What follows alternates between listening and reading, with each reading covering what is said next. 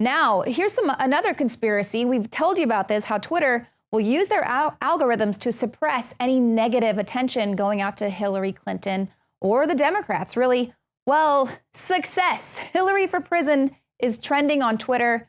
I repeat, Hillary for prison trending on Twitter after the FBI announced that they were going to be reopening the Clinton investigation. And their algorithm was bypassed thanks to some creative patriots who did a little misspelling there on the tag. And that was how they were able to break through the censorship. They just added one extra I.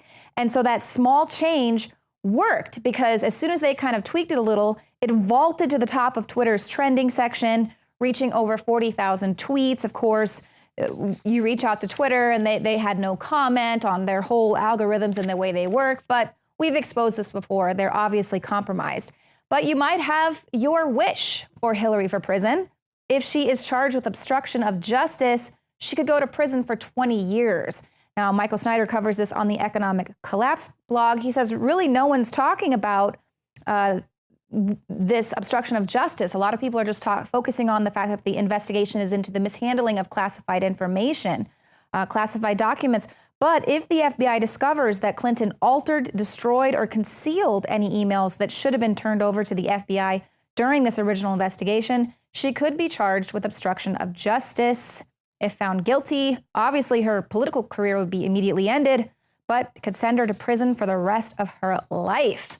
So there you go. The hammer is coming down on Hillary Clinton. And in fact, that's what a lot of pollsters are saying as well, that this could be it. This could be it for her. The latest Rasmussen poll says 40% of Clinton-leaning voters say that they could change their minds. Now, this poll was partly conducted after the FBI's announcement on Friday. And so this is showing that even a lot of people who were thinking they were going to vote for Hillary Clinton aren't sure now. 86% of Americans are now sure of how they will vote. 40% of Hillary Clinton's supporters remain unconvinced, though. So, and then another pollster, this is a former Jimmy Carter pollster, Pat Caddell. He says the dam is about to break on Hillary, and voters are abandoning the establishment candidate in droves. I mean, how many scandals can happen to this woman before her supporters jump ship? Pat Caddell says she's hemorrhaging support as a result of this FBI announcement, and he likens this particular election to the 1980 presidential race, which was close right up until the final days before the electorate abandoned Carter and rallied around the anti-establishment candidate. Cattell was talking about how Carter's entire campaign was built around portraying Ronald Reagan as an unqualified and dangerous candidate, similar to how Clinton has been portraying Trump.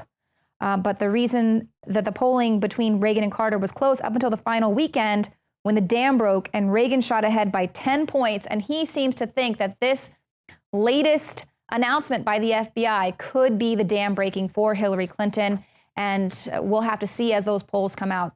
Not that they really mean anything, because we've seen CNN and others skewing the polls on purpose, but we'll see. That's why we definitely need a landslide at the voting booth. Now, a former assistant director of the FBI says the Clintons are a crime family, and he would know because this is James Kallstrom, and he was actually assistant director of the FBI in charge of the New York office during the 90s.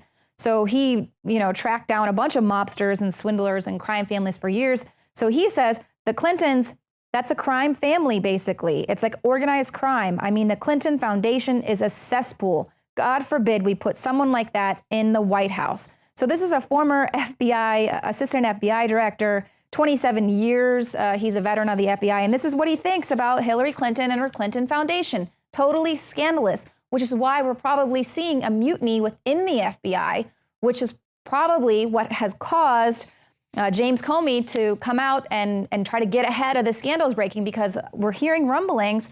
People within the FBI were very discouraged with James Comey's decision to not pursue charges. And they also said that based on Assange and even Kim.com saying that they were going to release Hillary Clinton's emails, they wanted to kind of get ahead of this story before it got too bad. They kind of forced James Comey's hand, because obviously if Assange or Kim.com released any bombshell emails from Hillary Clinton, this would completely erode the trust in the system if it isn't already. But now there's a new report about the Department of Justice repeatedly trying to kill the FBI's investigation into the Clinton Foundation. So these are senior level Justice Department officials. They push back heavily on an ongoing FBI investigation of the Clinton Foundation. This is according to the Wall Street Journal. They laid out numerous examples based on law enforcement sources of how these DOJ officials intervened.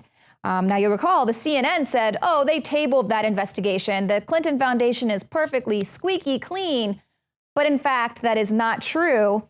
And this report by the Daily Caller is pointing out how they were reporting in August that the FBI and several U.S. attorneys' offices were conducting an unorthodox joint investigation into the Clinton Foundation. And a lot of those senior level officials were really ticked that they would dare go behind the back of the Department of Justice and continue on with their investigation, even though they tried to stymie it.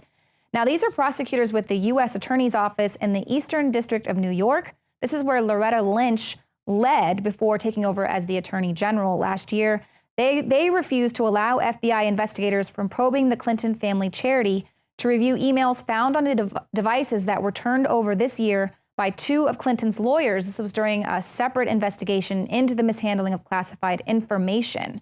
So they were saying that the rationale there was that these devices were covered by partial immunity and limited use agreements that the Clinton lawyers agreed to with the DOJ. And now there's also reports that Cheryl Mills, half the reason why she offered to become Hillary Clinton's counsel is because then that would grant her that attorney-client privilege. I mean, just total corruption, covering up for one another in every single way. And now we see the Department of Justice repeatedly trying to kill the FBI investigation. Of course, we see Loretta Lynch meeting on the plane with Bill Clinton, secretly there on the tarmac for about a half an hour. And then just a few days later, the FBI abruptly says, nothing to see here, Hillary Clinton, totally innocent.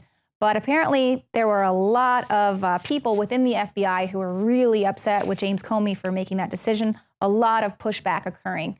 And now what they're saying, of course, is that these emails that they found on a device shared by Huma Abedin and her husband, Anthony Weiner, are what is causing James Comey to now speak out just days before the election. Well, Kit Daniels has a story up. I mean, this is just to underscore how not good these people are for the national security of this country. Hackers likely stole Hillary Clinton's classified documents that were kept on Huma Abedin's email account. 500 million Yahoo users were hacked in 2014. Huma Abedin used her real name as her username. So any state-sponsored hackers would be interested in what she had to share.